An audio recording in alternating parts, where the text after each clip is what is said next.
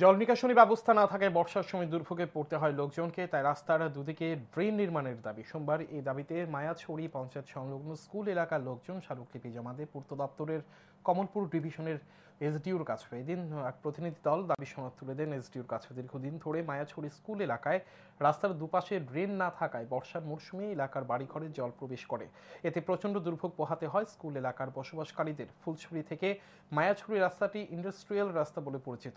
বর্তমানে রাস্তার কাজ হয়েছে অর্ধেক, বাকি রাস্তার কাজ ইদানিং শুরু হয়েছে, কিন্তু রাস্তার পাশে থাকা ড্রেন বরাদ্দ নেই। মায়াছড়ি স্কুল এলাকার বসবাসকারীদের দাবি, রাস্তা নির্মাণের সাথে সাথে রাস্তার দুপাশে বৃষ্টির জল নিষ্কাশনের জন্য পূর্ত দপ্তরের পক্ষ থেকে নতুন ড্রেন নির্মাণ করে দেওয়ার।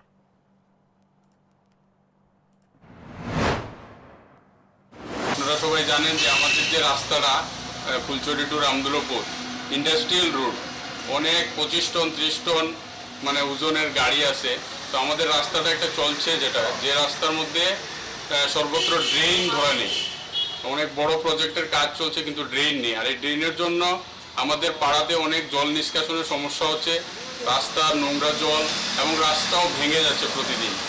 যার ফলে ড্রেন ধরা নেই। আমরা এখন ড্রেনের জন্য এসেছিলাম অনুরোধ করতে।